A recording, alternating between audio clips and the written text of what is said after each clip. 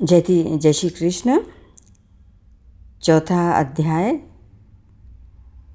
और कार्तिक महात्म्य। नारद जी बोले, हे राजन, देवताओं की प्रार्थना पर भगवान विष्णु ने मत्स्य अवतार धारण किया। वे विंध्याचल पर्वत पर निवास करने वाले महर्षि कश्यप की अंजलि से प्रकट हुए। छोटी सी मछली पर दया करके महर्षि ने उसे अपने कमंडल में रख लिया, किंतु भगवान रूपी मत्स्य ने जब शनै शनै अपना रूप चढ़ाया तो ऋषि ने उस मछली को कुएं में डाला। कुएं में न समा सकने के कारण तालाब में डाला, और जब वह तालाब में भी न समा सकी तो अंत में उसे ले जाकर सागर में डाल दिया। तब वहाँ भगवान के निकट रूप धारण कर शंखासुर दैत्य को अपने हाथों से दबाकर मार डाला, और उसको हाथों में दबाए हुए ही वे जल से निकलकर बद्री वन में पहुँचे। भगवान को बद्री वन में आया हुआ देख वहाँ पर ऋषि मुनि सभी दर्शन हेतु एकत्र हो गए। तब भगवान ने कहा, हे ऋषि जनों, शंखासुर दैत्य से भयभीत होकर बीज मंत्र सहित वेद जल में छिप गए हैं, अतः अब उनको तुम लोग जल से निकाल लाओ। मैं तब तक देवताओं के सहित यही प्रयाग में निवास करूँगा। हे राजन, उन तपस्वी ऋषियों ने भगवान के आदेश पर शीघ्र ही मंत्र सहित वेदों का उद्धार कर दिया। जिस ऋषि ने जो भाग जल से बाहर निकाला वह वेद भाग उसी के नाम से विख्यात हुआ। ऋषियों ने वेदों को लाकर भगवान के सम्मुख रखा। वेदों को पुनः प्राप्त करके ब्रह्मा जी तथा समस्त देवता अत्यंत प्रसन्न हुए और उन्होंने अश्वमेघ यज्ञ किया। उस यज्ञ में समस्त देवता गंधर्व आदि उपस्थित हुए। देवताओं ने भगवान की स्तुति करते हुए कहा, हे देवेश, आपने हम पर कृपा करके वेदों का उद्धार किया है।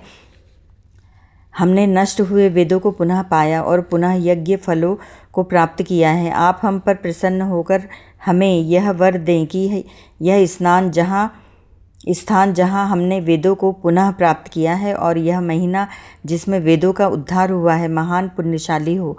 इस स्थान और मांस का सेवन करने वाला प्राणी ब्रह्महत्या शरीर के पाप से भी मुक्त हो और इन दोनों का फल अक्षय हो। देवताओं की मनोकामनाओं को पूर्ण करने वाले भगवान विष्णु ने तब हंसकर कहा, हे देवगणों, जो तुम चाहते हो वही होगा। यह स्थान ब्रह्म क्षेत्र नाम से विख्यात होगा। जब सूर्यवंशी राजा भागीरथ गंगा जी को पृथ्वी पर लाएंगे तो इसी स्थान पर गंगा जी का सूर्य पुत्री यमुना जी से संगम होगा। यह स्थान तीर्थराज प्रयाग के नाम से विख्यात होगा। इस स्थान पर किए हुए धर्म कर्म यज्ञ आदि अनंत पुण्य देने वाले होंगे। जन्म जन्मांतरों में किए हुए पाप भी इस स्थान के दर्शन मात्र से नष्ट होंगे। जो प्राणी इस स्थान पर शरीर को त्यागेंगे वे निश्चय ही मेरे को प्राप्त होंगे। जो इस स्थान पर श्राद्ध करेंगे उनके पितृगण अपने पापों से मुक्त होकर मेरे लोक को प्राप्त होंगे। माघ मास की मकर संक्रांति को यहाँ संगम के जल में स्नान करने वाला प्राणी अपने समस्त पापों को नष्ट कर मेरे लोक को प्राप्त करेगा। हे ऋषि जनों, इस बद्री वन में मैं सर्वज्ञ रूप में से निवास करता हूँ, अतः यहाँ निवास करने वाले प्राणी सहज ही मुझे प्राप्त कर लेंगे और निश्चय ही जन्म जन्मांतरों के पापों से मुक्त होकर मेरे समीप आ जाते हैं। सूत जी बोले, हे ऋषि जनों, इस प्रकार देवताओं को समझाकर और तीर्थराज प्रयाग का महत्व बताकर भगवान विष्णु ब्रह्मा जी सहित अंतर्ध्यान हो गए।